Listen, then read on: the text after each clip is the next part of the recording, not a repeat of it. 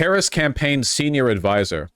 We're finally breaking from the mold. Now, 3 weeks after the election results, we're beginning to talk. On the Biden question, we of course got that everywhere we went.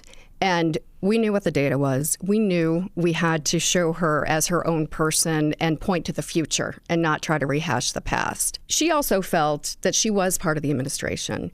And unless we said something like, well, I would have handled the border completely differently, we were never going to satisfy anybody. We were trying to tell a story and give the impression that she was different without pointing to a specific issue. Right. Can I ask this, why not a specific issue? Is it something she was unwilling to do? I mean, you worried it would feel disingenuous? She felt like she was part of the administration, so why should she look back and cherry pick some things that she would have done differently when she was part of it? Well, because you're trying to win an election? Because Joe Biden's approval ratings are low and you want to differentiate yourself? Because you have an election to win? She had tremendous loyalty to President Biden. That's part of the problem. That's not relevant. You're a public servant. Your loyalty should be to the American people. That's your job.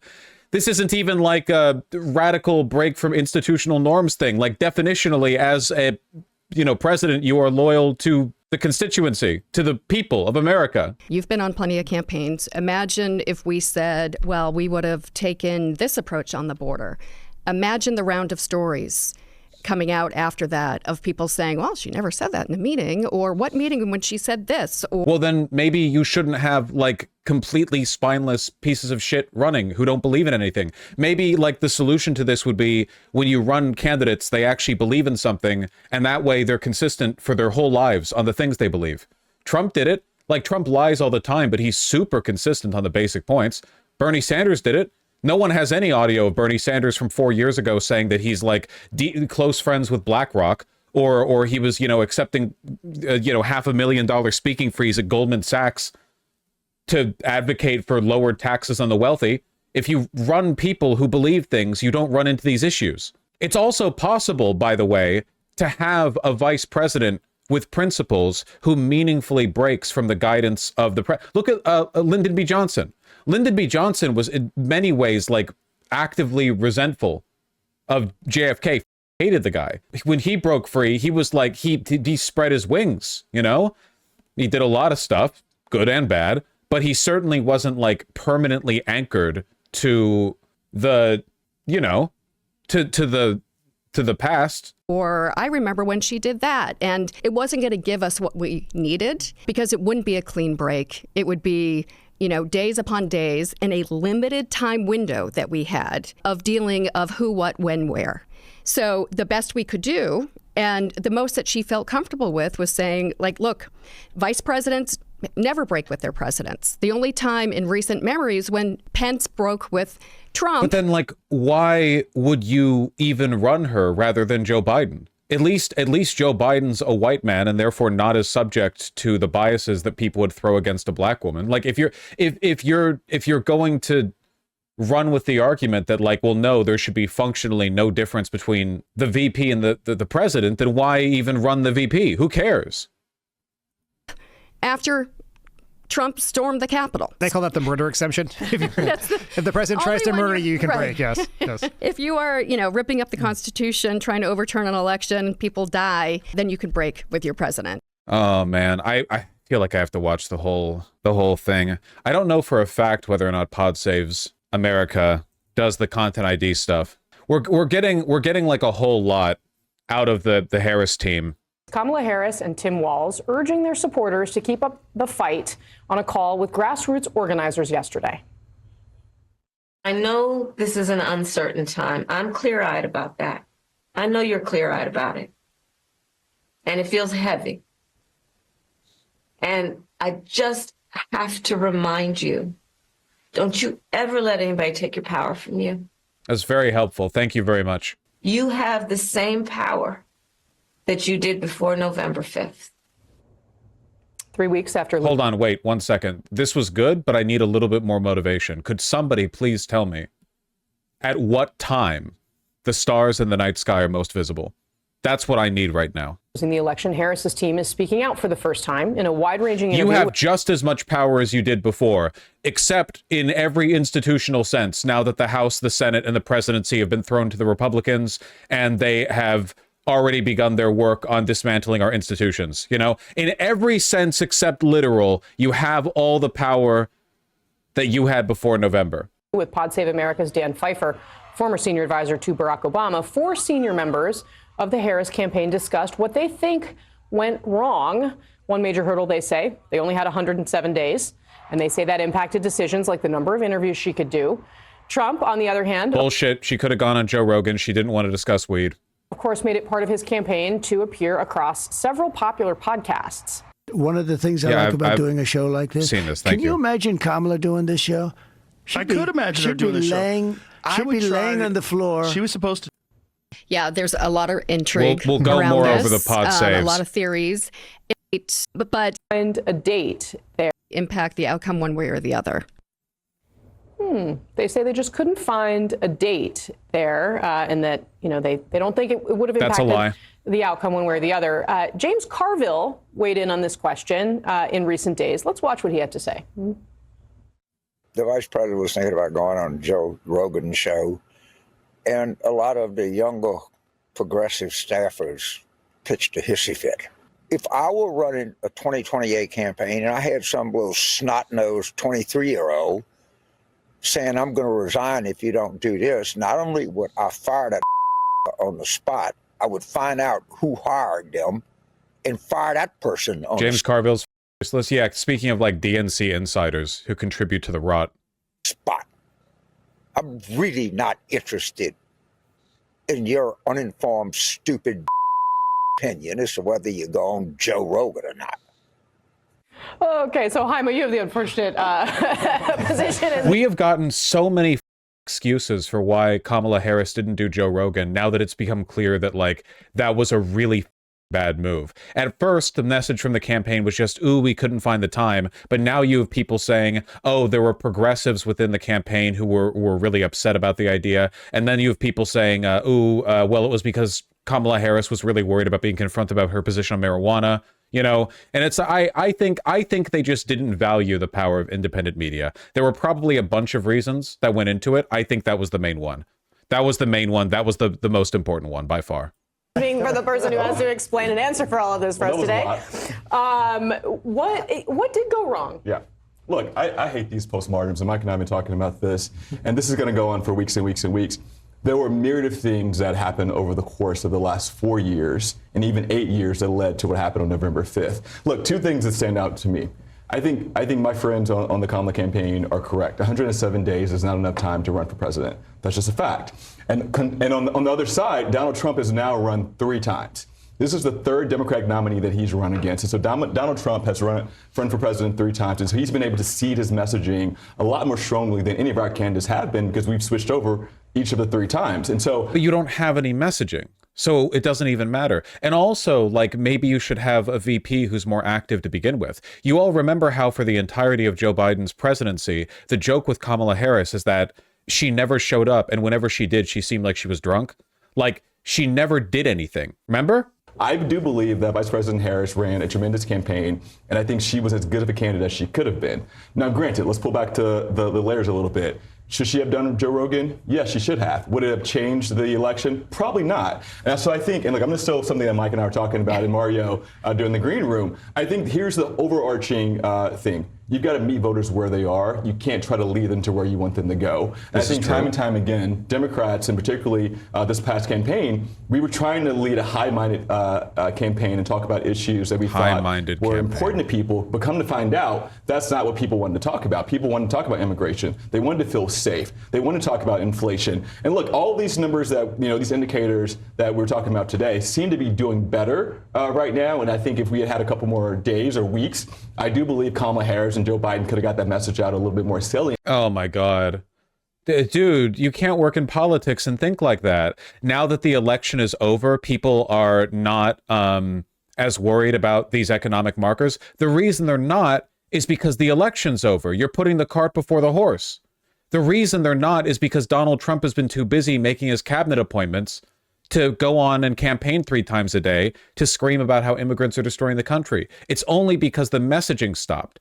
But like, you weren't providing any counter messaging anyway. You gave up the game on that with immigration a long time ago. And then, of course, Governor Walz did a great job, too.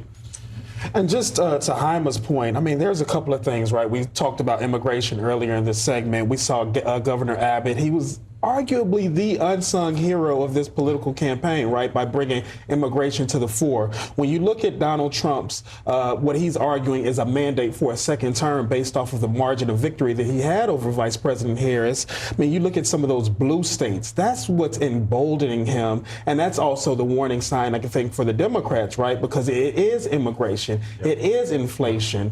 She was quite defensive, as was Biden. When Haima mentioned some of the indicators, right, President Biden, before Harris assumed the mantle, would just come out and talk about all of these statistics from the Economic Council, excuse me, et cetera. And Americans aren't feeling that when they go to the grocery store and pay for eggs and bread and all of those other things. And Vice President Harris, I think the campaign fell a little bit short. In 2016, DSC Unity Reform Meeting, we revealed DSC was spending $700. Let me see. What is this? Okay. I think I've seen this before. Smells. Cash on hand. How are you supposed to rebuild the party if you have no idea where that money was spent? And you know what? I did go through FEC filings, and it doesn't look good. It smells. We're talking about close to $700 to $800 million between the joint fundraising agreement and the DNC being spent on 5 consultants. This is not a public outrage issue.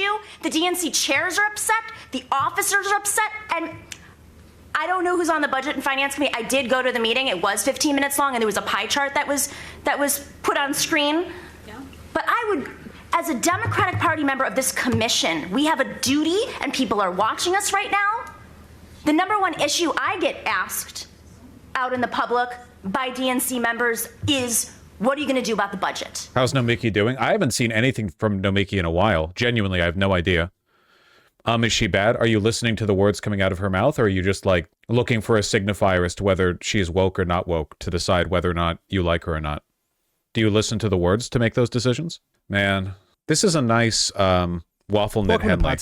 I like it. I like the texture on it. Okay. I'm Dan Pfeiffer.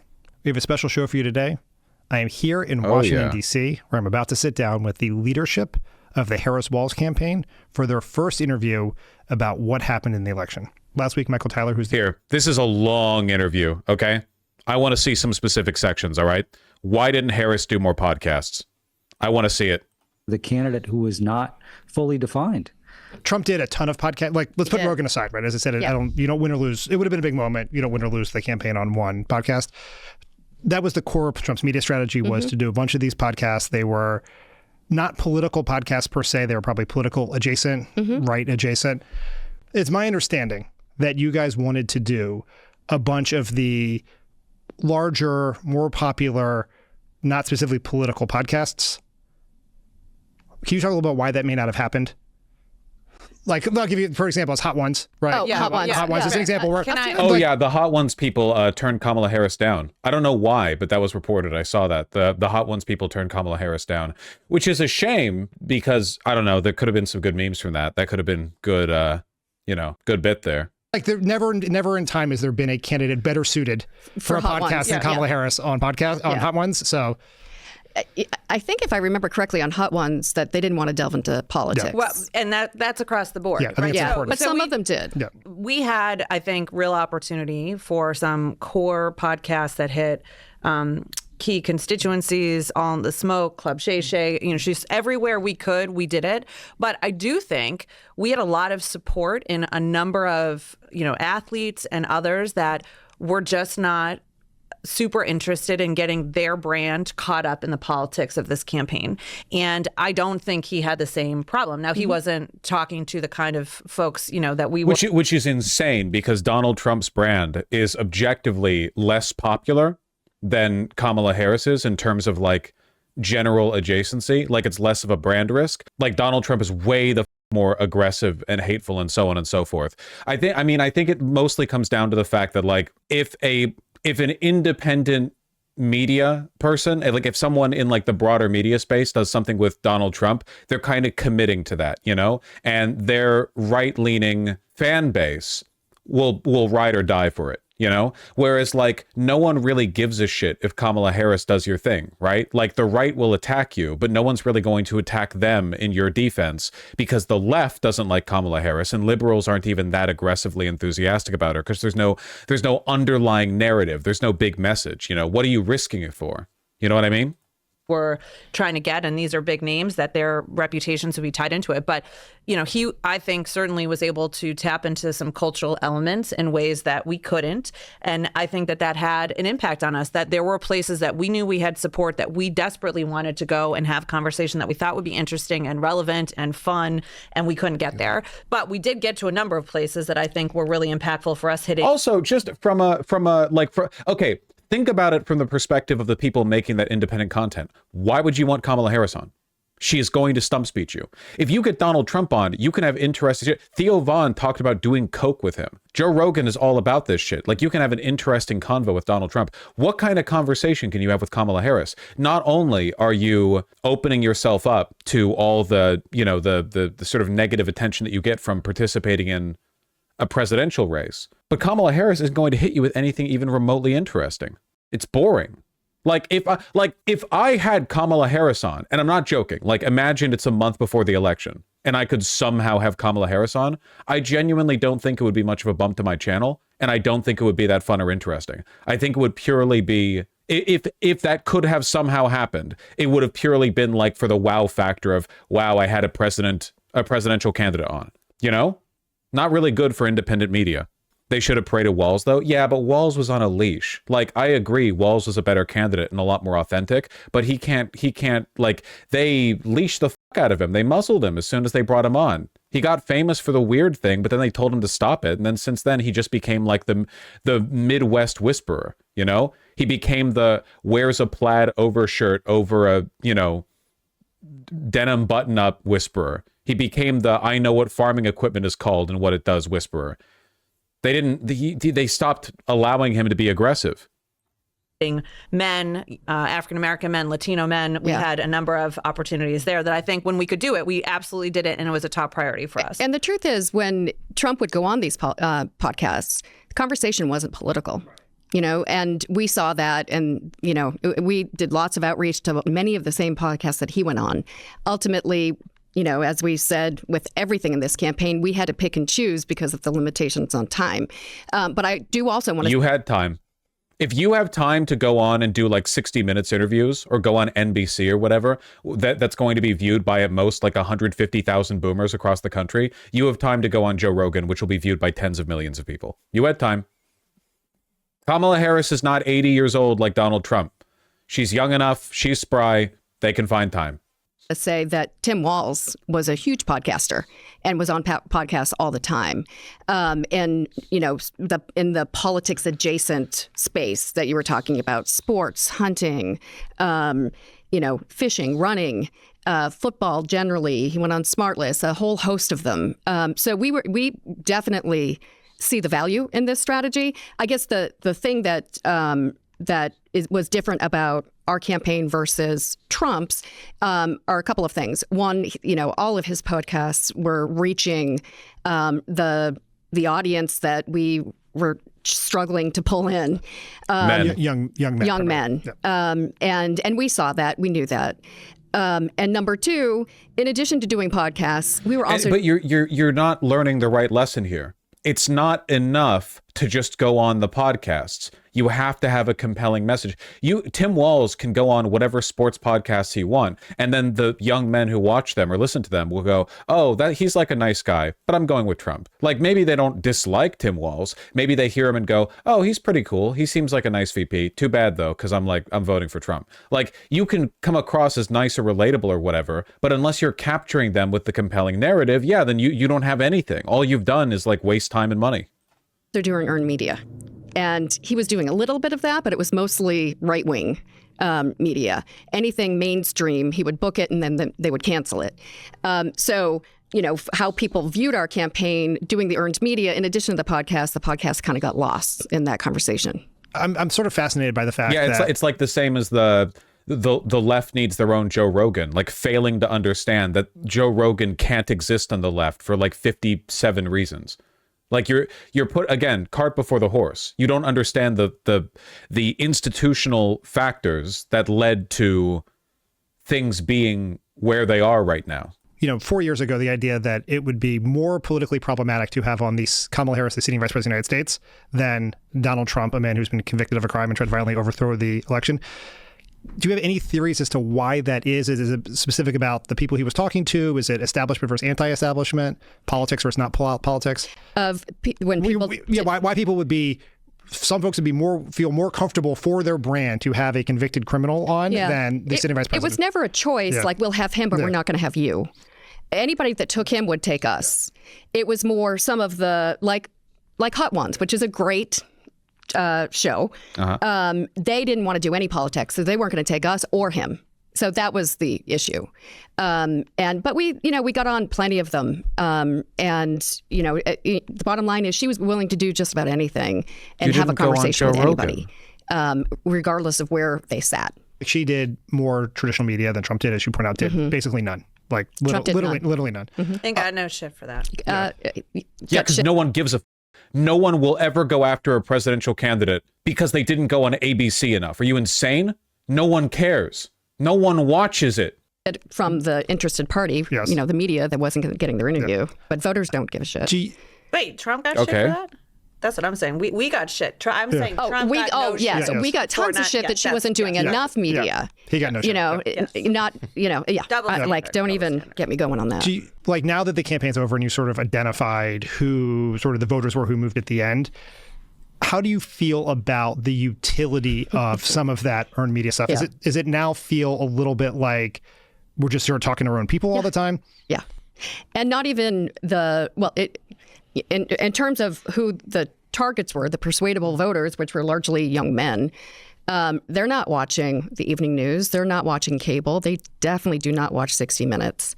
So older voters, maybe that's why Vice President did a little bit better with senior citizens.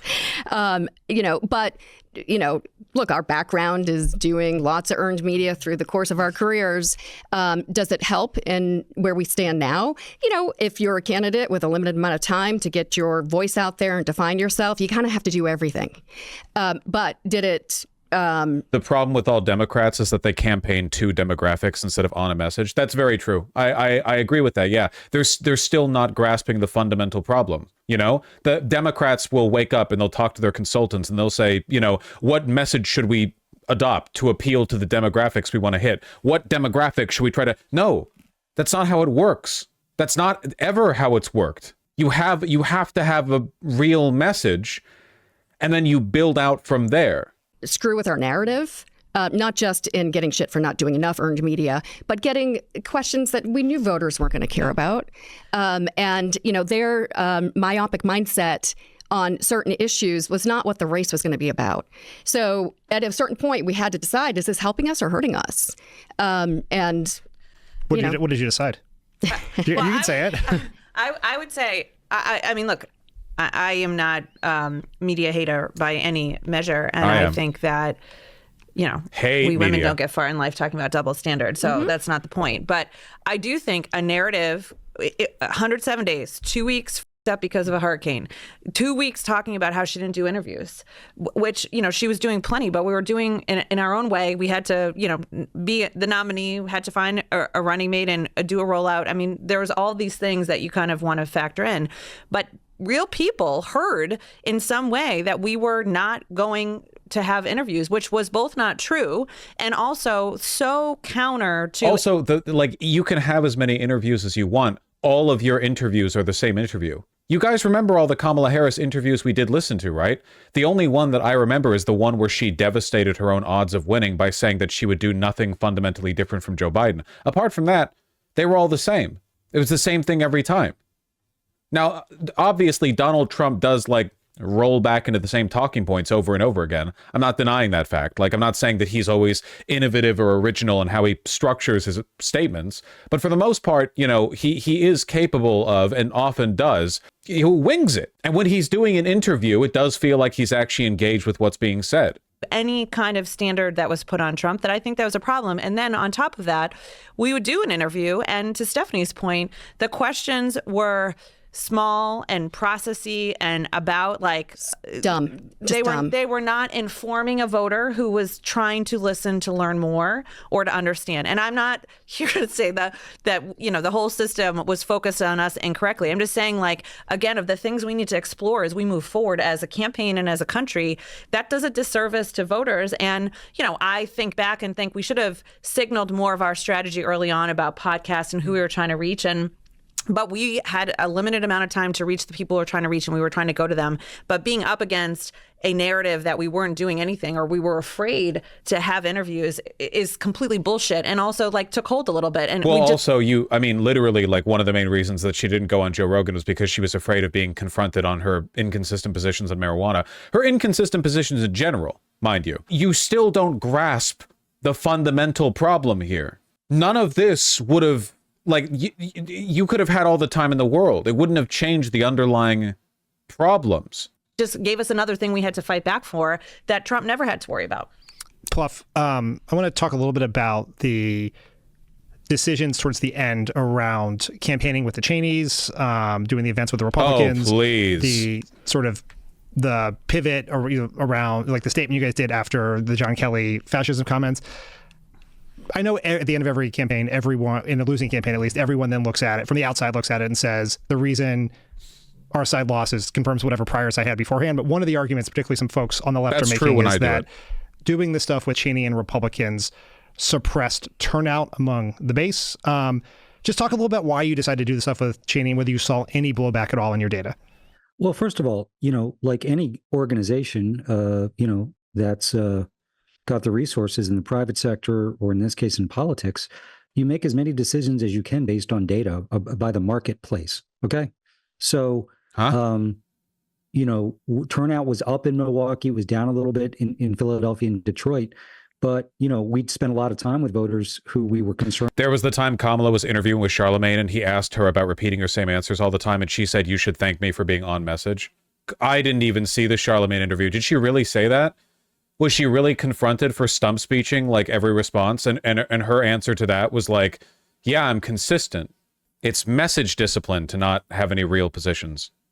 Weren't going to vote. And the fact that Liz Cheney was supporting Kamala Harris was not an issue raised by any of them. Okay. So I'd say a couple of things. We were in a challenging political environment where to get to 50%. You cannot pretend you were being motivated by data when you were campaigning with Liz Cheney. There was no empirical basis to the belief that, you know, for every progressive voter you lose in, you know, Wisconsin, you pick up 2 moderate Republicans in Pennsylvania or whatever. There was like, that is completely fabricated, invented, magical information that you constructed on your own with no, like, evidentiary basis. Of the vote in enough states to win 270 electoral votes. We needed some percentage of Republicans, but I think what people forget is it's more the... No, you don't. You don't need some percentage of Republicans. You just need to energize your base. You don't. You don't need to go after literally the most ideologically oppositional people there are. You can go after the tens of millions of people who don't vote, and the millions of people who voted for Biden in 2020, but not for Kamala Harris in 2024. You don't need to go. And by the way, you might pick up Republicans in the process of building a big tent, but don't build. No one likes Liz Cheney. No one likes Liz Cheney. Nobody does. The only people who like Liz Cheney are the same. It's like the Joe Scarborough thing. The only people who like them are liberals who like to pat themselves on the back about how they're better than MAGA Republicans in that they're willing to accept the exiles of the other party. Liz Cheney exists so liberals can pat themselves on the back for being bipartisan. Independents who act like Republicans, where issues of democracy, of how unhinged he is, Project 2025 mattered to them, even to some conservative Democrats. Also, when you're being attacked as being a crazy, out-of-touch California liberal, when you have generals and former Republican elected officials saying, I'm for Kamala Harris, No. that helps rebut that. In many respects, that'll be more effective than what she would say herself. No, those are all part of the damn deep state. Those are the exact people that Donald Trump has spent nearly a decade attacking. No one likes them. No one likes bipartisanship. There are literally zero Republicans who will be like, wow, Liz Cheney, Mike Pence, and Kelly all endorse Kamala Harris. Well, I guess the soul of the party has drifted far from its current position. I need to vote for Kamala Harris right away. Completely like imagined belief, like fabricated with no evidentiary basis, completely fake, made up, delusional, a fantasy, a dream. And then as it relates to the comments about wanting generals like Hitler, that bothered voters. Okay, this is something that concerned them about. Okay, he seems like he's lost a step. He seems a little more unhinged, unstable. The people who worked for him last time are warning us, and now he says something like this. So yeah, we could have. Yeah, but for one, you're only getting this from the general, like from hearsay, and for two, more importantly, no one cares. You've been warning that Donald Trump is a fundamental threat to democracy this entire time. That's not new information. That's not new or interesting. I found it. Wait, does she say this literally at the beginning of the Charlemagne interview? Are black. So okay. Now, now one thing they've been saying, a lot of your press hits get criticized. Folks say you Don't come off copyright as me, okay? very scripted. They say you like to stick to your talking points, and some media says you have. That would be also, this is crazy, by the way. Sitting vice president, potential future president Kamala Harris, and Charlemagne the God, 500,000 views. That's crazy. This is exactly what I mean about how independent media wouldn't be enough. No one cares about Kamala Harris. Even the people who vote for her are like, oh, well, she's better than Trump. No one gives a shit. There's no interest there. We call discipline. Ooh, you like to stick to your talking points, and some media says you have. That would be called discipline. Ooh, okay. Speak okay, to that. But go on. No, I was going to say, some people say you have an inability to fearlessly say who you are and what you believe. I know that's not true, but what do you say to that criticism, and is it fair for SNL to make fun of it? Hasn't Maya Rudolph been wonderful? Yes. I think I have nothing but admiration for the comedy, and I think it's important to be able to laugh at yourself and each other. But what do you say to people in the spirit of obviously comedy and not belittling people as my opponent would do? But what do you say to people who... That's her response to, how do you feel about how people mock you for giving insincere answers? Gigantic smile. Isn't it nice that people make jokes? Not mean jokes, but nice jokes.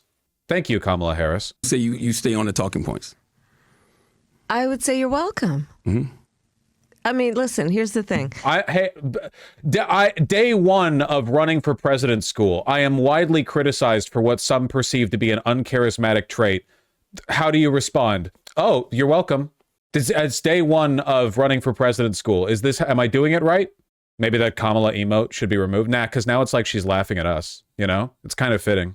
Decided to ignore that and just say, let's talk about tax cuts today. I don't think that would advance the ball with the people we needed to advance it with. And again, I just want to, it's an expression of pain. Excuses. This political environment sucked. Okay. We were dealing with ferocious headwinds. And I think people's instinct was to give the Republicans and even Donald Trump another chance. So we had a complicated puzzle to put together here. Guys, I'm paid $1 billion a year to figure out politics. The current political environment sucked. I have no other input on this. Of the voters. And it was going to take a little bit more independent Republicans than we saw in 20, maybe 1% more Republican. No, it wouldn't. It wouldn't. Does it not seem strange to anyone else that this political consultant is literally not factoring in voter non-participation? To him, if you don't vote, it's because you have a disease that makes it impossible for you to vote. It's like you're not even worth consideration, basically. Because if you're considered, that would suggest that the Democrats aren't doing a good enough job reaching out and grabbing new voters. Remember, for the first time in decades, new voters broke in favor of Trump this election. People who registered to vote for this election, this is the first time they've cast a vote for a presidential candidate, for the first time in a long time, that broke for Trump. Normally, increased voter turnout's good for Democrats. Not this time. Voters for us. It was going to take voters saying, even though I judged Trump's first term favorably, I'm more concerned about him this time. Here's the article where at the end a voter literally says he thinks Trump is Hitler, but still voted for him. We were cooked from the start. No, you need to understand where this came from. And I'm going to tell you because I'm going to make you relate to this guy. Okay? Are you ready? Are you ready to relate to that guy? A bunch of people, when FDR was rising to power, first in the gubernatorial and then as the president 4 times over, accused him of being dictatorial. And they were right. FDR did a lot of bullying. He did a lot of aggressive shit. A lot of, I wouldn't say like literally dictatorial, but he was pretty aggro. And he definitely bent the country to his whim. And for the most part, it was good. Now imagine you're in the throes of the Great Depression. You're out there waiting to get your bread in line every day. Your grandparents are boiling shoe leather for sustenance. And someone tells you that FDR, the guy who says that he welcomes the hatred of the business class, someone who says he's going to take on the banks, someone says, hey, that guy's like, well, they wouldn't know anything about Hitler yet. A little early for them to be making that reference. But you hear about FDR's second Bill of Rights, you know, a guaranteed education, guaranteed job, and someone tells you, don't vote for FDR. That guy's like crazy authoritarian. Look at all that authoritarian stuff he did in his, you know, when he was the governor. You really want that guy to be president? Is that going to change your vote? The answer for a lot of people is no. People vote for strongmen when they feel insecure about the future. It is like a universal constant. The problem is that the Democrats didn't meet with an appropriate message. You don't have to be dictatorial, but you do have to capture people's hearts effectively enough that they don't turn and vote based on fear. We had to get more voters to say that. So, you know, and if you look at how we closed, I think we did one day with Liz Cheney in the last couple of weeks. You look at the ads we ran, they were heavily centered on the economy, on tax cuts, on Trump being for the wealthy. So this notion that somehow we weren't focused on the economy, that was the driving motivation and message in our campaign. The closing speech. But boring and no one cared. Like, that's the problem. You can't get consultants to fix that problem because they are boring people. Like, you will never get a DNC consultant to make the party energize people more because the DNC consultant is a fundamentally flavorless individual. They will never fix this problem. Yes, it took place at the Ellipse, was a huge contrast on the economy and the people Donald Trump would fight for and the people Kamala Harris would fight for. So I think that mistakes, I think my concern about that is just, again, we have to understand that what happened in this election and what didn't. And, I think at the end of the day, we had to raise people's concern and the threat level of a Trump second term.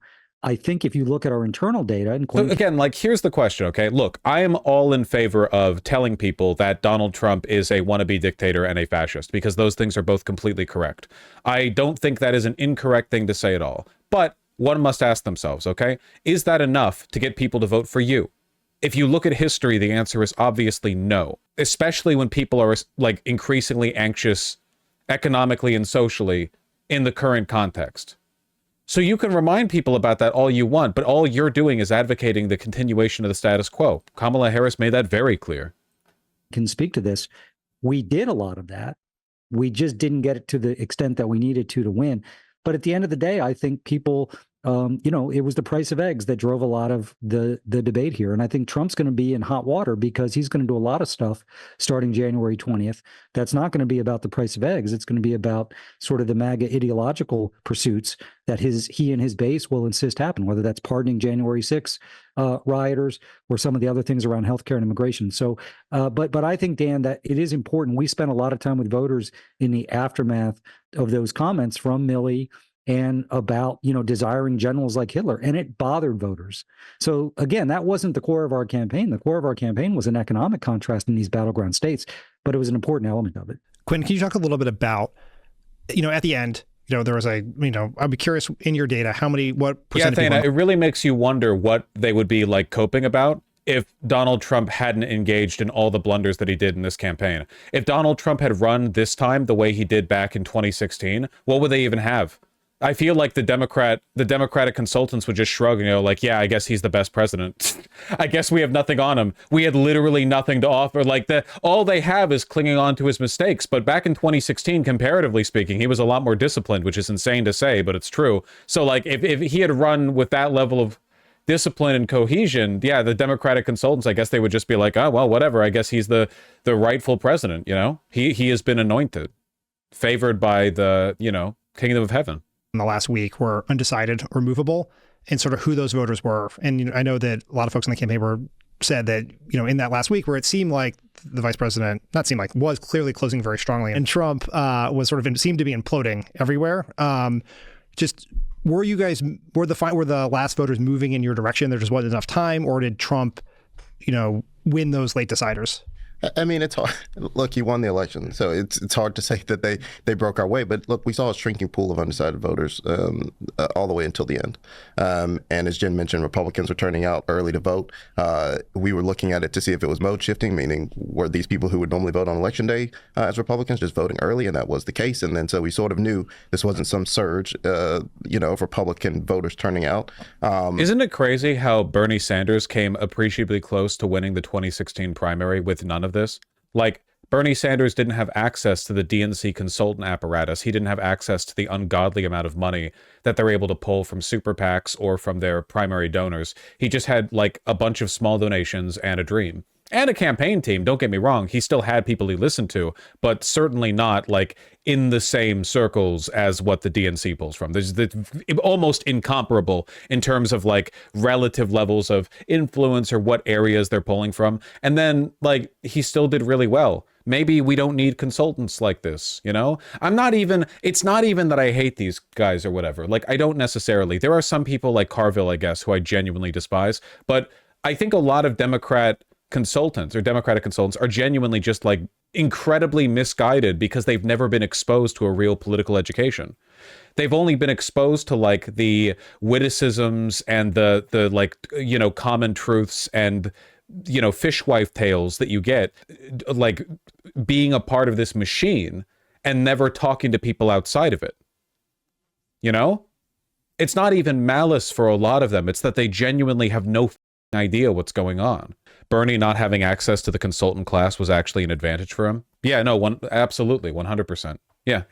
The consultant class would have told Bernie Sanders to like cynically appeal to a bunch of subgroups, minority communities or whatever, in a way that would detract from his message. They would certainly tell him not to campaign on economic populism because that makes the donors scared.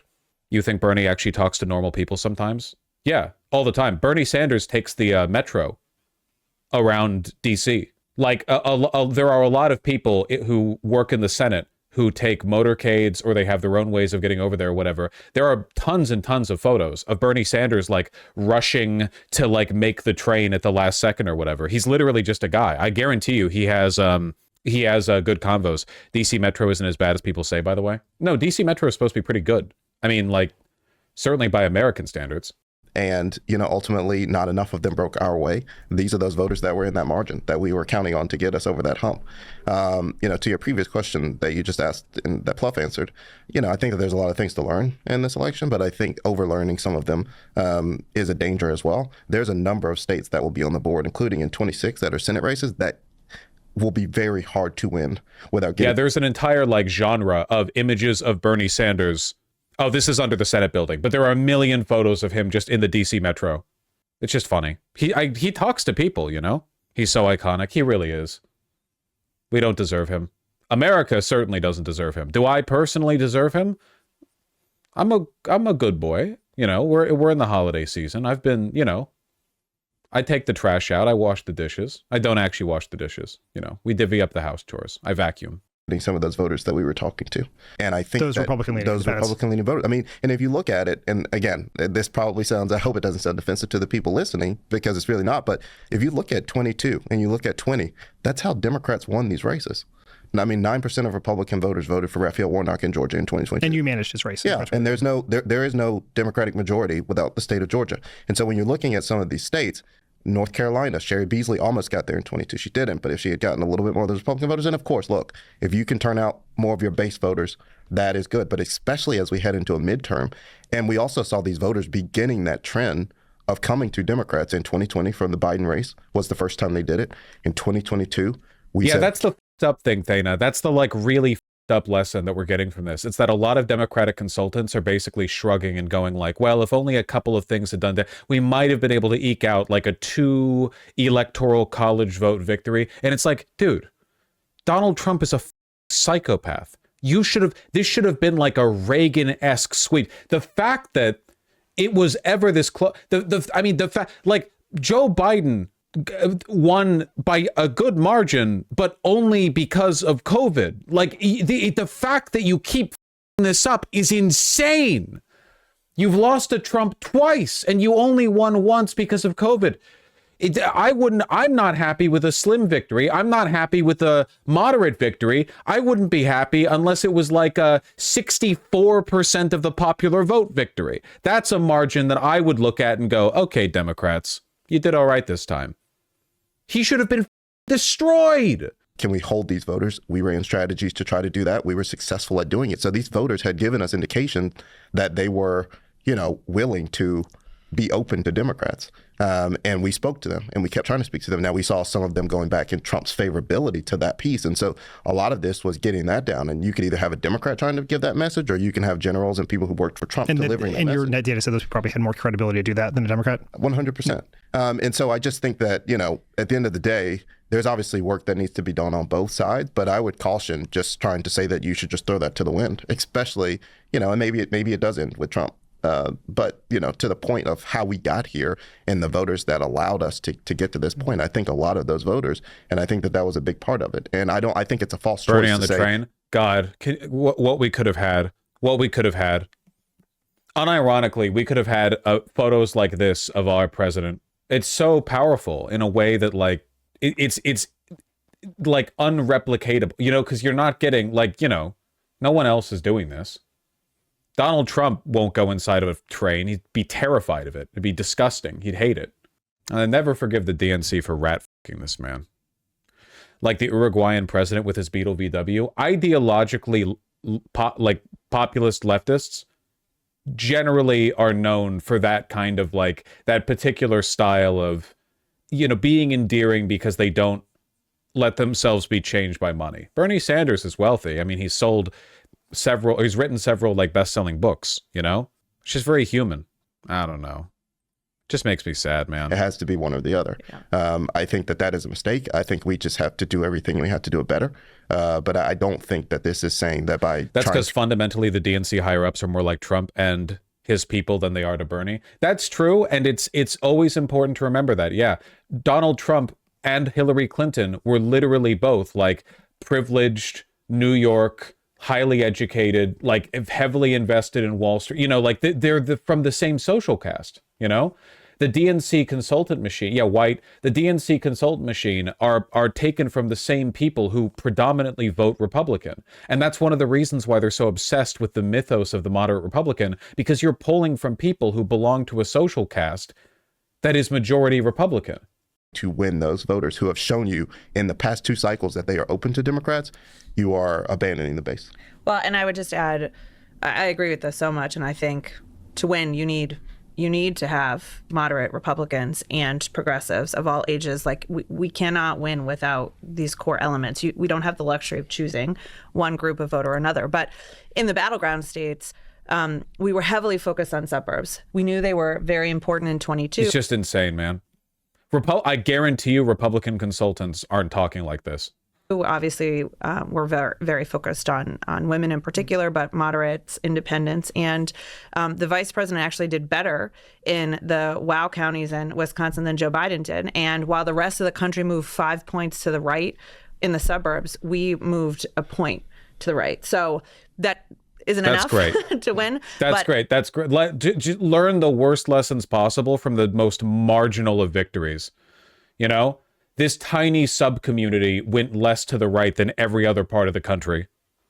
Just a reminder that we understood the work we had to do, and when your opponent is trying to make you more extreme and to make you dangerously liberal, the ways you can push back on that, we talked about the trans ad earlier, is by having people stand with you that don't agree with you on everything. But that's true. Voters love that. When the opposition calls you like a communist, which they'll do no matter what, the best way to win is surround yourself with people your voters don't like.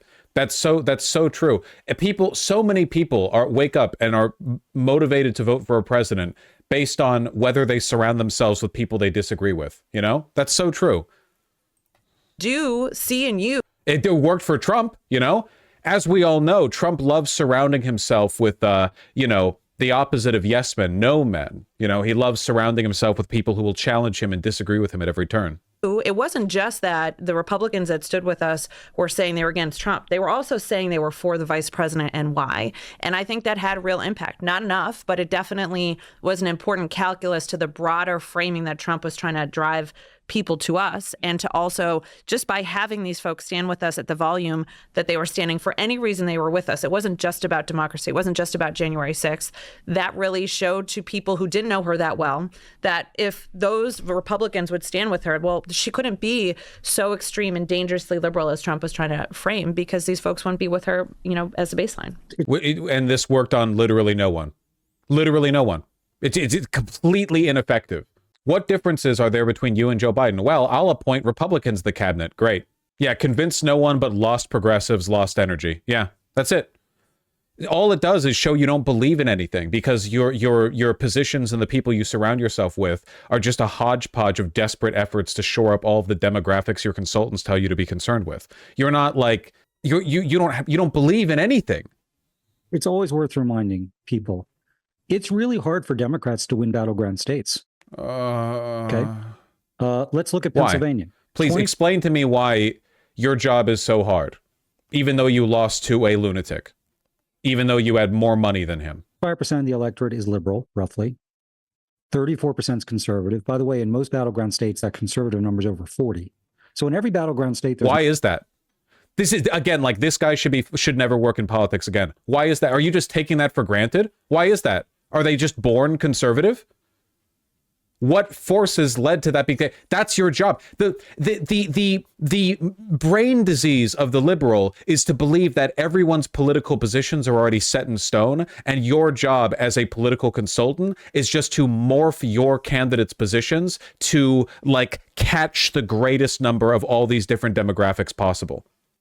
As opposed to the idea that if you aggressively and truthfully, not necessarily truthfully in the sense of like telling the truth, but truthfully in the sense that you are really committing to it, campaign on an issue, you can move people's positions over to yours. More conservative than liberals. So in Pennsylvania, if experts are to believe, Trump won conservatives 91-8, Harris won liberals 93-6. Moderates, Harris won 56-43, but you kind of got to win 60% of them, right? So, for Democrats to win battleground states, to Quentin and Jen's point, then how'd Obama do it? How'd Joe Biden do it? If it's so difficult, how'd they do it? It is a false choice. You want to maximize your base, of course. And that was a place where we spent enormous time, a lot of resources. That's critical. And obviously, I think in Milwaukee, just to use that as an example, we hit our turnout targets, fell a little bit short in Philly and Detroit. So that's not good. That's part of the equation. Maybe also investigate why you consistently lose relative to like down ballot races. Like Pennsylvania's local government is much more blue. Why are people voting for blue governors, blue local reps, but not for Kamala Harris? There are a lot of people who voted blue down ticket, but didn't vote for Kamala Harris. You've got to couple that with dominating in the middle. Not just winning it a little. We have to dominate the moderate vote. And by being more moderate, by believing in fewer things. And 28, particularly where you have seen drift amongst non-college voters generally, particularly those of color specifically, we obviously have to get some of that back. We can't afford any more erosion there. The math just doesn't work, okay? But I don't think this is a permanent realignment. But the point here is to win battleground states. Yes, of course, you have to maximize your turnout and your vote share amongst liberal voters if you're Democrat. That was a huge focus. You've got to win the center. What about non-voters? Just don't exist to this guy? Okay. Speaking of realignment, right? Like, I think in a lot of ways, it's fair to say this is an anomalous election. Right? Trump is a unique candidate, former incumbent president. There's obviously global trends taking place here.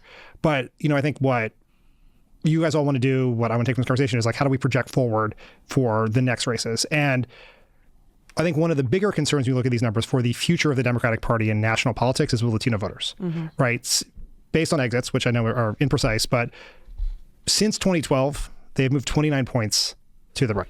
Like, that is unsustainable, and the map becomes impossible. And the Senate, like a durable Senate majority, is impossible. And by the way, that guy, Plouffe, David Plouffe, of course, his messaging is being picked up elsewhere. This is only going to further cement the Democrats' loss and make it more and more difficult for them to win again in the future. If you get humiliated, as you did in this election, and the media that comes out when your consultants start going to podcasts is like, well, winning elections is really tough, you know?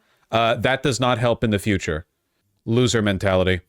Bernie's right. These fools will never learn. These people are paid to not learn. They are literally like tools of the establishment to make sure that the DNC doesn't fall out of line. It's their job. Possible if you're losing Latino voters at that number. What did you guys see with Latinos? Because yes, like inflation's an issue here, but we also had a pretty big shift from 16 to 20. So what were you just seeing with Latino voters, and any thoughts you have on how? Oh, and just in case you're wondering where that guy's at, okay? David Plouffe, American political and business strategist, campaign manager for Barack Obama's 2008 campaign. I knew that. Senior advisor for Kamala Harris's 2024 campaign. Longtime campaign consultant, partner at the party-aligned campaign consultancy firm AKPD Message and Media, which, again, like, this is where you're going to get, this is like literal deep state shit, which he joined in 2000. An outside senior advisor to Obama, appointed as senior advisor, da-da-da. In September 2014, he became the senior vice president of policy and strategy for Uber. So yeah, just literal Washington deep state rot. Literally, like you're a consultant. You move from consultant over to cushy managerial job of a massive, like, startup firm, essentially. In May 2015, he left that role to become a full-time strategic advisor for the company. Joined the Chan Zuckerberg Initiative. I wonder who's involved with that one. Lead its policy and advocacy efforts. Politico reported he joined the board of directors of the liberal nonprofit acronym, where he would advise an anti-Trump digital campaign. So this when I say like DNC consultants, this is exactly what I mean. These aren't just like random people, or like these aren't sociology or political science majors or whatever. Okay, these are people who are like deeply intertwined. There are companies whose job it is to field these consultants for exorbitant salaries, and they are like heavily intertwined with not only the DNC, but like, you know, corporate America. These people will never back an economically populist campaign because they are paid to avoid that. On August 19th, 2014, Plouffe was appointed as senior vice president of policy and strategy at Uber. The company had just raised $18.2 billion in its most recent funding round. Uber at the time was facing heavy regulatory burdens, and the hiring of Plouffe was seen as a way for the company to get those regulations lifted. Cynical, ultra wealthy, like tech, Silicon Valley startup, hiring a consultant from the DNC as part of a process to ease regulation so they can make more money. Yeah. Can you blame people for voting for, honestly, anything but this? Because this shit reeks all over the DNC. It's not just this guy. It's the entire goddamn party. Of course this is going to push people off, you know? Donald Trump is like openly oligarchical, but at least he's relatively straightforward with it. There's a huge difference between sincere strongman fake populism and this like cloying, insincere, you know, I pretend to be liberal when all of my business cohorts are Republican. In reality, I don't really give a shit. You know, my main contention with Donald Trump is that he's mean. We begin, if you have them yet, on how we begin to move back. Yeah, I think this is super tough. You know, I think we saw, as you're saying, this isn't just we can for Google 24. Hold on. You know, we saw it in 20 where, you know, we spent so much time and resources, and I thought even in 20 did a really good job from a campaign standpoint to reach Latino voters in particular. And I think we missed the mark then. And in that instance, I think it was economic broadly, right? And that was such a conversation about COVID and then the economy. I think, you know, we really saw in hindsight, we should have been far more on the economy and COVID kind of second. But, you know, look, I think as you look at 24, first of all, as you well know, Latino voters are not a monolith. And in every battleground state, in every state in the country that have a cohort of Latino voters that make up the electorate, they're very different. And I think certainly the national numbers look particularly bad because they incorporate Florida and in Texas. But we also, saw a shift in this trend, as you're saying, that we have a lot of work to do. I think that it's Latino men in particular. I do think, though, smaller... Again, do you want to posit perhaps a reason why? Or do you want to just maybe we didn't ask them to call Kamala Harris abuela or whatever? Do we want to perhaps gesture at an explanation for this shift? Or are we just assuming it's up to the whims of God and there's no real reason for it? Shift right happened in Pennsylvania. And there's a heavy Puerto Rican community there outside of Philly. Oh, by the way, this woman, the woman who's currently talking, was with the Biden administration. In response to worries about Biden's performance with Donald Trump, O'Malley Dillon told members of Biden campaign's National Finance Committee that he was, quote, probably in better health than most of us. And then when he announced the end of his presidential run, she hopped on board the senior advisors for Kamala Harris. So you can kind of see where, where that comes from. Worked with Beto O'Rourke, too. Also advises Gates Ventures, a venture capital firm founded by Bill Gates, the Chan Zuckerberg Initiative. Oh, interesting. That's the same initiative as the other Kamala Harris senior advisor that we looked at. Founded by Zuckerberg and his wife, Priscilla Chan. General Electric and Lyft. Her deferred compensation and severance from Precision was at least $420,000. Folks, I promise you, when these corporate boards hire consultants and pay them huge amounts of money, they are not doing it for no reason. They are not doing it for fun. They are getting something for that. Inside of Philly. And I think, obviously that was a big part of the close and where we did see some movement to after the Trump Madison Square Garden rally. Exactly. So, look, at the end of the day, I think a lot of this is really baked into the right track, wrong track and the economic concerns. And I think, that's fundamental. I also don't know that Latino voters are, one, again, not just monolithic, but maybe not an anomaly to other people in their communities. Yep. And they're feeling the same concerns that people have. But I think globally with men, with Latino men in particular, obviously we talked about the work we did with African-American men. I mean, I would say African-Americans have been on the same trend line since 2008 even. Why? Where we've seen a decrease in support cycle after cycle, which we were able to hold off this time. So I think there is a lot more work to do to kind of understand this more and think about it. But I don't think it is the work of just a 107-day campaign. Stephanie Cutter, that's this one, also on the list of people present for this Pod Saves interview, co-founded Precision Strategies with Jennifer O'Malley Dillon, who we just looked at, and Teddy Goff in 2013. A consulting firm worked with a variety of political and private clients, including Justin Trudeau, March for Our Lives, and General Electric. It's all the same to these people. They aren't political science majors coming in here to make a difference. They understand that Washington is just a check signer for big business. They understand the revolving door between being a consultant or a politician and sitting on the boards of these companies or these consulting firms. Their job is to make an obscene amount of money running back and forth. That's what they do. Their job when they're in the corporation is to appeal to the politicians to deregulate or cut taxes. And their job when they're working for the politicians' campaign team is to make sure those politicians do things favorable to the businesses they used to represent. That's it. Infinite, forever, on and on and on. It's all of them. Isn't this legit ground for conflict of interest? This is the entire party. It's all of Washington. Republicans do this too, but Republicans are a lot more aggressive on their messaging because their messaging doesn't conflict with the interests of the consultant class. Washington has been like this for basically forever. But we are now entering an age, again, like as FDR said, they are unanimous in their hatred of me, and I welcome their hatred, Only that attitude can win now. Or even a presidential campaign. And I think that's probably the biggest answer of where do we go from here on all of this.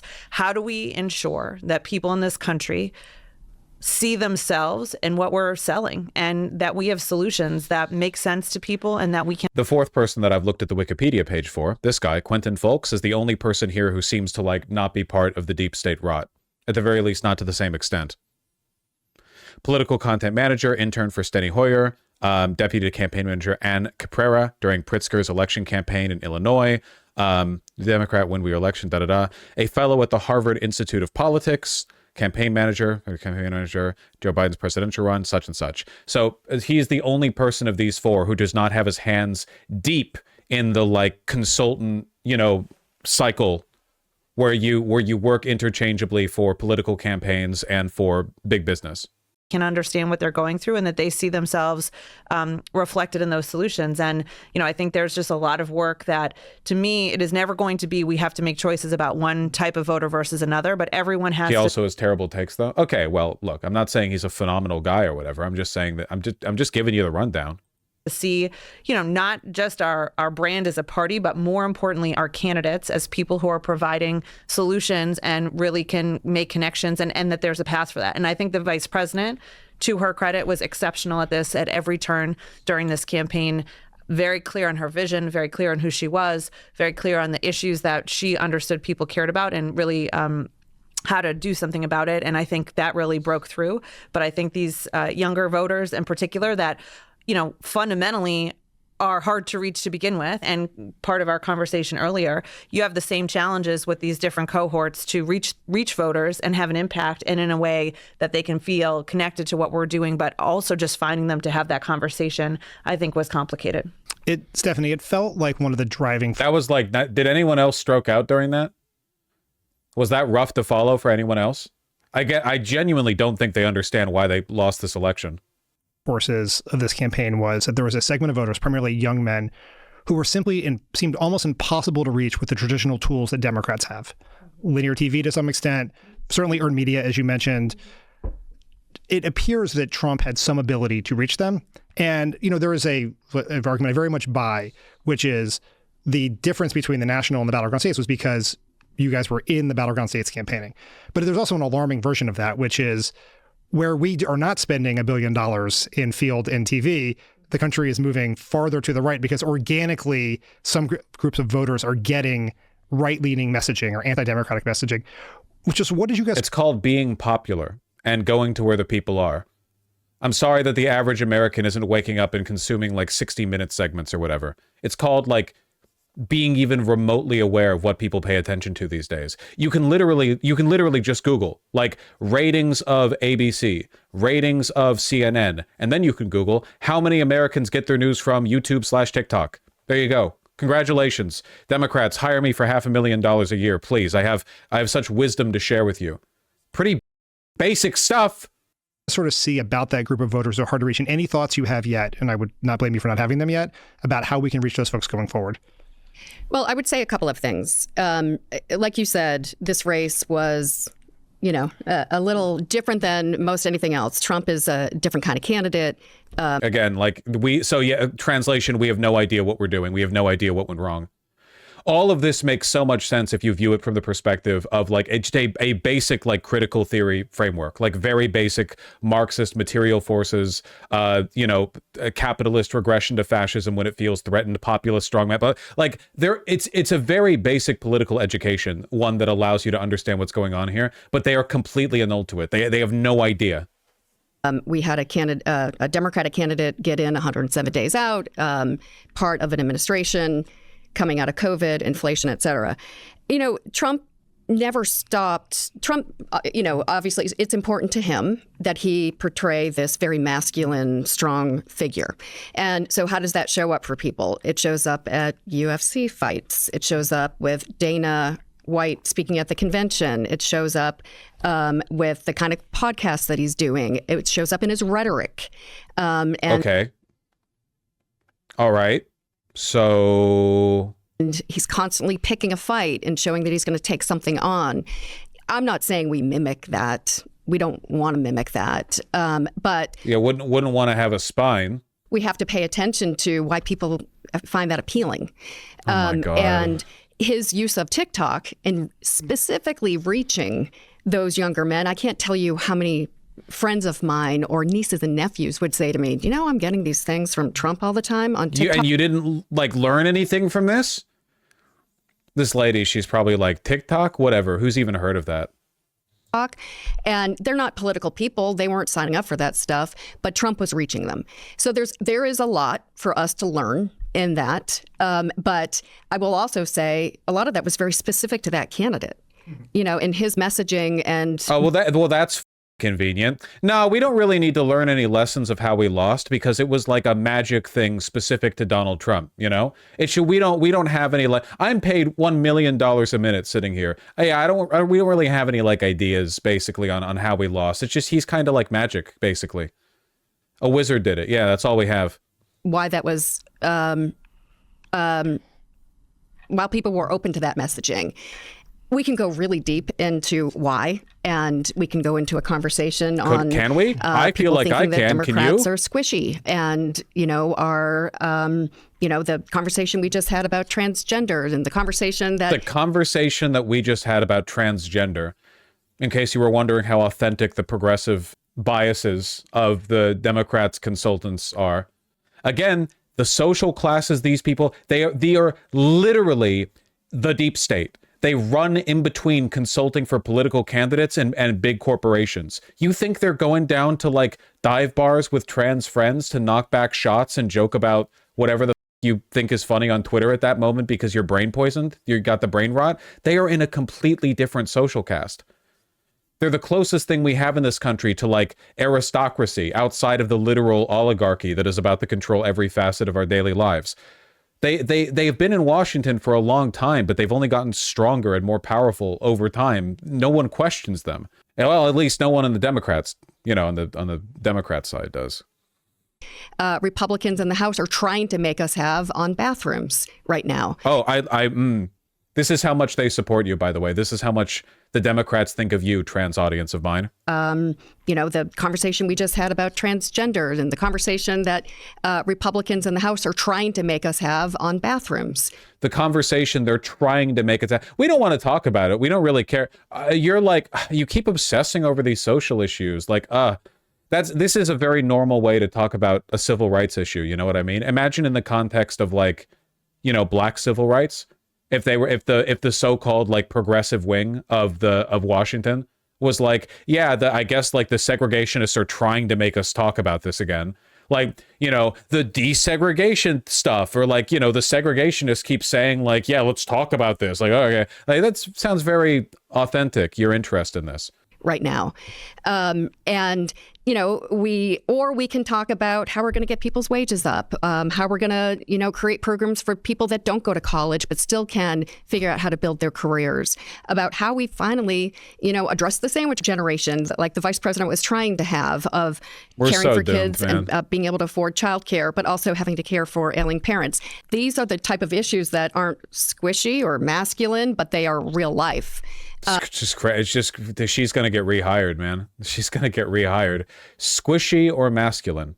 And I think if there's one conversation that we should have as Democrats, we got to get back to those issues, because those are our issues. Yeah, that's exactly. You didn't mention transgender people once during Kamala Harris's campaign. That's the real problem. You got to get back to those issues as opposed to the other ones that you talked so much about.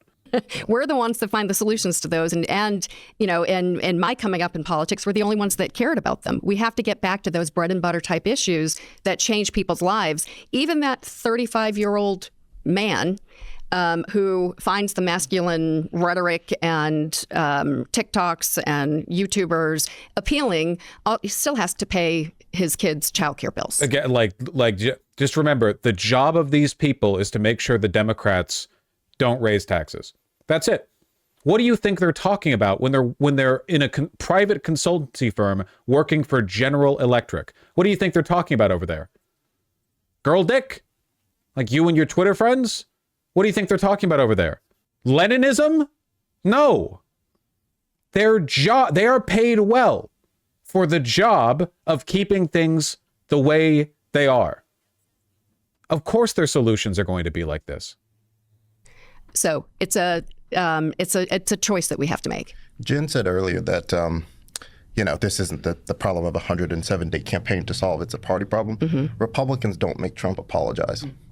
And as Stephanie said, we don't have to mimic it. But I think that there are a lot of times where if you're in the Democratic Party and you step out of line, you get punished for it. And that was what would Kamala Harris do that constitutes stepping out of line? Genuine question. Like what did she do that was disruptive enough, or what did she want to do that was disruptive enough that it would have earned that response? Trying to say. Thank you for being more direct, Quinn. Yes. You get punished for it by your own party. But okay, I agree with that because it happened to Bernie Sanders. But what did she do that was like that? Not do that. Look at Kamala Harris's comments in the 2019 primary. You know, the reason why even that was being discussed is because of interest-based politics. I mean, we put out I like the use of the term comments in the 2019 primary as opposed to positions. Like they're making it sound like Kamala Harris just said a thing and not Kamala Harris had a completely different set of political positions that she dropped. With a cuss word in it, and the amount of feedback that we got. That's true. Was insane. And from people within the party, and like Republicans are, and it's like we have to. It's a thing, right? Where we have to respond to that. Obviously, we take that stuff seriously. We reach out to the people that have concerns. That takes time from us. They're getting calls from people like Jen, people like myself. Calls for apologizing what? For this, so that we're keeping our coalition together. Meanwhile, Trump is putting these Republicans in the worst possible political, or what would seem to be, and they support it because at the end of the day, they understand that it weakens Trump. And and Trump won. Also, don't apologize, you pussy. You insane? You know, this may sound like a shot across the bow, but it should be. Democrats are eating our own to a very high degree. And until that stops, we're not going to be able to address a lot of the things that just need to be said. And like for the masculinity piece of it, men don't like people that apologize. I don't know what age bracket. I don't like politicians who apologize. I'm sorry, is the implication that women like weak politicians? What is the implication here? I don't want a politician to apologize. I want them to believe something, then campaign on that thing, and then win. Why would I want a politician? What for what? Apologize for what? But it's called like standing on business. If you say something, you mean it. Trump does not apologize. If he says something, he means it, and his party stands behind him, and they don't make him backtrack it. Yeah, well, the problem is that Kamala Harris has already backtracked, and Kamala Harris doesn't mean what she says. So, like, you're already on the back foot on this. Type of infrastructure doesn't exist. We're also getting creamed online. I think one of the things about how, even in the states that we're not playing in, it bleeds over. The Republicans have a well-tuned... Even in the states we're not playing in. This is like consultancy brain. Like, it's so deep. It's like crazy. It's seeped into every element of their behavior and speech. It's genuinely insane. You are running to be the president of all 50 states. Well-oiled, well-invested echo chamber that exists beyond where they're campaigning. And it's online. It reverberates through TikTok. It reverberates through the culture. There is a cultural dynamic that's at play in politics today where it is converging like we've never seen. And we're losing the culture war. And whatever it is, woke, whatever word you want to use, I'm not, I leave that to anybody to define on whatever value, but we are not aligned on where we can be within that because there's always an opportunity. It may be very different for you in your state where you are, but at the end of the day, we're all Democrats. And what the f does this mean? What the f does this mean? Have you considered believing something and then having like principled? It literally doesn't even occur to them. It genuinely doesn't even occur to them up here that they might have an issue with sincerity, like believing in something and fighting for that thing. They don't even. It doesn't even occur to them. It's like not even a factor. They're not paid to be sincere. No, they're not. No, they are not. And I think that people are very advantageous to throw someone else under the bus, a fellow Democrat, if it means... People say Pod Saves is lib shit like Democrat propaganda, and I contest that because this episode is maybe a more effective anti-DNC consultant rot hit piece than any piece of media you could ever make. I could never make a stream or video essay that contains within it as much material for hatred against them than this. Like, this is more effective than anything else on the internet, possibly. It's that they can rise above it in their own state, but we're missing the sort of forest for the trees. And I think we have to be better about that. Jen, this is the third campaign in a row where Trump has not invested what appears to be not invested significant money into a traditional field organization, and yet still gotten incredibly high turnout. I wonder. You guys invested a ton of money and time in the field, particularly in this election. Is there, and that obviously bore fruit, so I'm not suggesting it didn't, but Not is there enough anything fruit. you take from this that makes you question how we have traditionally done feel in the Democratic Party in terms of efficiency or efficacy? Well, I know this is a loaded question for you. Yeah. So first of all, I think against national headwinds, we would not have come as close And as I will we did I stipulate that. Yeah. without organizing. And I think that part of what we have to do as Democrats and on our side is, do the work of having the conversations and reaching people. I just think that is a part of our party and a part of the people, that's cool. That lower doesn't mean propensity anything. that we are trying to reach, that we can reach effectively through programs. At the same time, I think that I think Republicans generally have not had that same challenge because, for the most part, their folks have kind of turned out pretty consistently. Why? Well, just nothing going on up here, man. Nothing. Yeah, we need to work on reaching people where they are. I don't know why, but Republicans don't have to do that because people keep turning out for them. I don't really know why. Yeah, somehow Republicans have been able to maintain a consistent, even growing base of supporters despite Donald Trump's constant gaffes and errors and less money being spent on a ground game. Significantly less money. I don't really know why. It's like a Civ unique passive. Yeah, it's just like a distinct magical trait that applies to Trump that we can learn no lessons from. I think Trump, again, is an anomaly. So I would be careful to put tactics to him. I can't. I legitimately, I am exercising levels of discipline unrivaled in my, I don't even want to talk. Just play it. That could work for someone else because I'm not sure on his side that that's possible. But what is true, and what I do think we need the answer to, is how do we reach people in ways that isn't just about traditional field? And we worked very hard at this, but I'm not sure we sort of solved all of it. There's the door knocking, there's the phone calls, there's the texting, there's the ways to reach people. We do that effectively. We know how to do it. We have volunteers. We had extraordinary people that came from all over that were part of the battleground states that did the work, did the trainings. We did contrast at the doors. And hey, have you learned your lessons from losing to Donald Trump a second time? What are your strategies for reaching out to people? Oh, we've got all the strategies for reaching out to people. We've got phone calls, door knocking, text messages. Wow. On the calls, you don't typically do that. Our folks were able to handle all of that, and it was a testament to the overall organization, and the organization starting to think these guys aren't actually good at their jobs. Well, they're good at their real jobs. Trust me, the people who paid them to consult for General Electric are happy with the results of this election. Don't worry. Scale as we had just growing support, which is exactly what you want to see.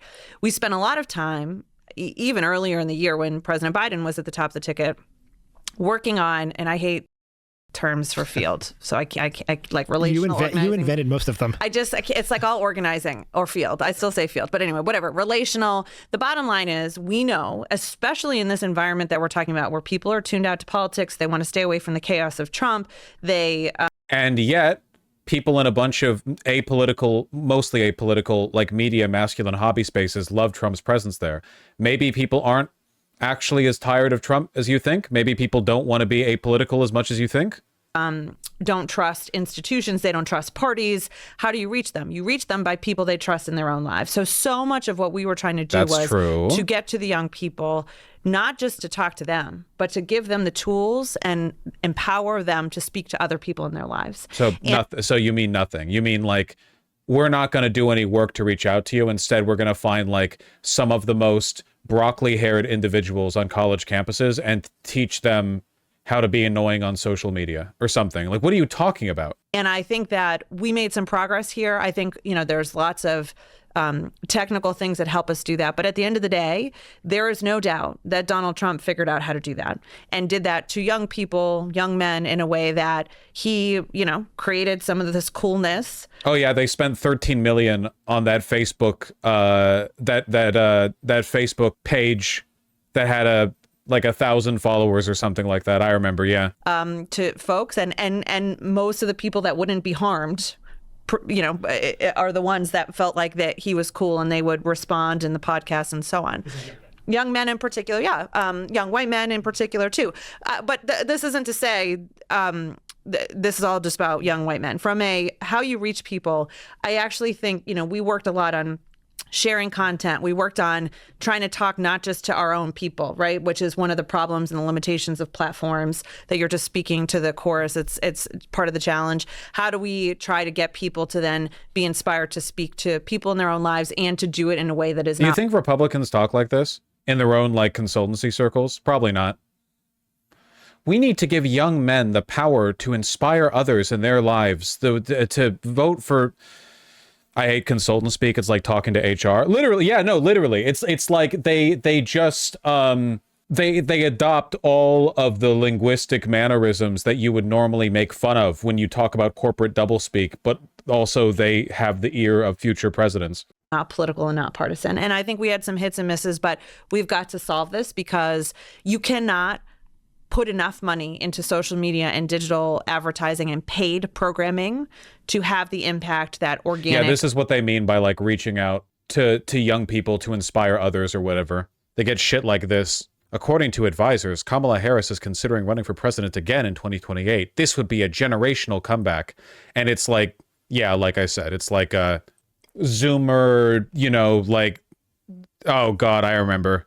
Like just boilerplate, complete, like Republicans won over young voters, not only because of the messaging, but because they made their way into their social spaces in a relatively organic fashion.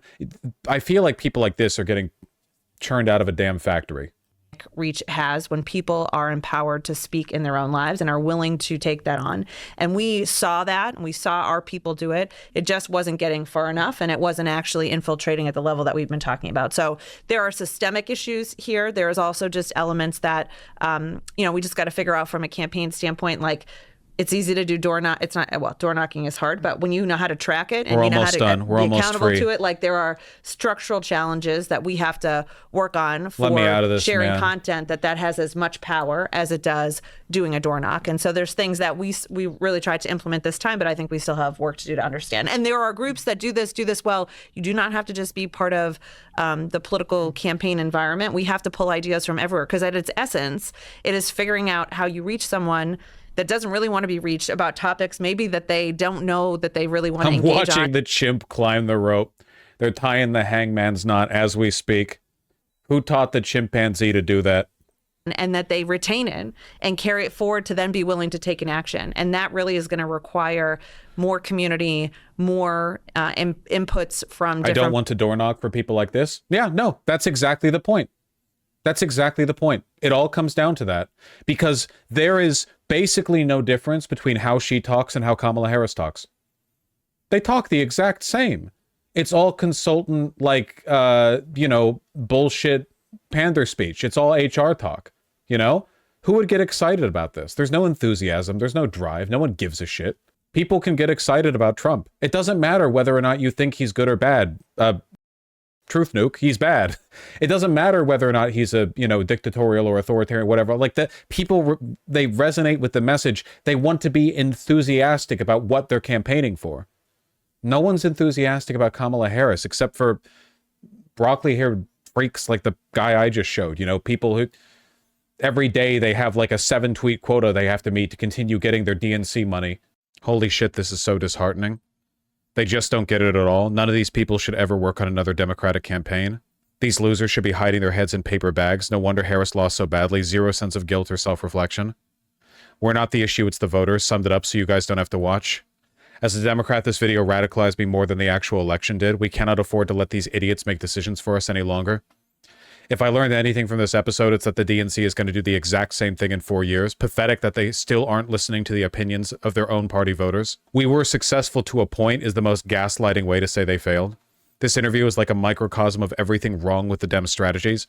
Instead of looking at what the voters are saying and taking those criticisms seriously, everyone on the panel is arguing they ran a great campaign and the voters just wouldn't listen, lecturing everyone about why what they did was right and it's not their fault no one listened. Just a reminder, they lost every battleground, presidency, Senate majority, House of Rep, and popular vote. They have no clue why. Insane. Yeah, the Trump is a unique candidate dynamic. This interview was absolutely bananas. They admit zero fault. What a disaster. I thought the comment section was maybe getting brigaded, but nope, it's exactly as bad as what everyone is saying. This is terrifying. Instead of trying to win, these people are trying to pad their resumes with a fluffed up loss. Zero self-awareness, zero remorse, zero critical reflection, zero lessons learned. I didn't think it was possible to lose 2024 this far in advance. The long and short of it is that none of these people should ever run a national campaign ever again. The Obama era is over. Interviewer, what would you do differently? Kamala Harris, nothing comes to mind. Kamala Harris campaign staff, nothing comes to mind. Let me save you 90 minutes. They learned nothing. Stop complaining about Trump spending millions. You guys raised over $1 billion. What the f? There was an arrogance, lack of self-awareness, and denial of reality to these interviewees in this conversation that perhaps gives a picture of what was going wrong before Kamala became the candidate they were campaigning for. Hearing one of them refer to people as, quote, regular voters stood out to me as an elitist attitude, also emblematic of a core problem, IMO. Oh my God, the comments weren't wrong. It really is 90 minutes of them congratulating themselves. This is the most delusional interview I've seen in the 2020s. Want to know why she lost? Watch this. Holy smokes. Do you remember when that super wealthy Dem donor went on MSNBC after Bernie won the Nevada primary and threatened the party to not be anti-corporate? This election reminds me of that. Yep, I remember. Said that they should back Bloomberg. Yep. I remember. The real question is, how much do they know they're lying? How much are they aware of the fact that they are deliberately hamstringing the Democrats because they will not compromise on corporate messaging? And the God's honest truth is, I think for the most part, I think they think they're being truthful. I genuinely think that this is brain rot, not just like malicious backstabbers who run from corporate job to politics job to corporate job to politics job, but people who, they do that, don't get me wrong, but people who are immersed in a vat of they're in a bubble where they hear these, they only interact with wealthy, powerful people. They only interact with people who are in their own social caste. And as a consequence of that, I think that they're fed this logic. Because keep in mind, they may work all the time with Republicans, but not with MAGA Republicans. They work with the upstanding business Republicans who then go on to vote for Donald Trump. Because the MAGA wing of the party has never been the majority, especially in wealthier circles. Wealthier Republican voters are, for the most part, not like crazy red hat wearing lunatics or whatever. They're sociopath businessmen who will vote for whoever will cut their taxes the most. Trump will, so they vote for Trump. They don't go in on all the crazy populist rhetoric. They don't really care. As long as their portfolio looks good, they're happy. And that, like, being surrounded with people like that is why these consultants are the way they are. It's sickening. It genuinely is. Are they knowingly malicious? Are they just insanely ignorant? I don't know, but I take back what I said earlier about not hating them. I want to think they're doing it deliberately because I find it hard to believe they could be this ignorant. But maybe I'm wrong. It's literally making me sick. It is. It's genuinely sickening. A lot of people are going to suffer and die because of the people in this room. We are looking at the architects of our pain. It's and it seems like, or at least it's very possible, that not only do they not know what happened, but they blame you for the result they caused. Vosh, isn't it possible we don't know what happened either? Anything's possible, Deepity, but honest to God, no, I don't really think so.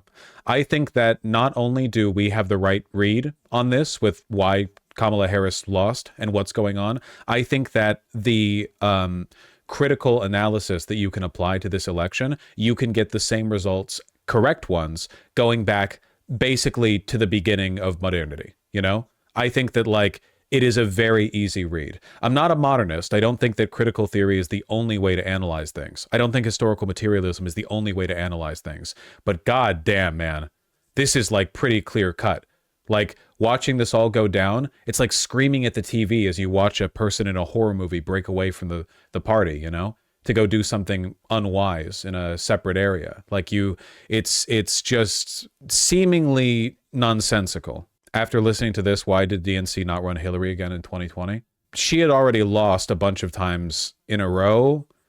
I think some people at that point, honestly, I think the reason for that might have been because at that point, Barack Obama's staffers were more prominent within the DNC, his staffers, his consultants, and Barack Obama never liked Hillary Clinton because Hillary Clinton, in addition to being just personally unlikable, was really nasty against Obama back in 2007. And I think that the only thing that might have spared us from a second like Hillary Clinton run might have been people in the Obama camp within the DNC going like, let's give that a rest. Genuinely, like Obama is like the big figure now in terms of like, you know, puppet mastering behind the scenes of the DNC.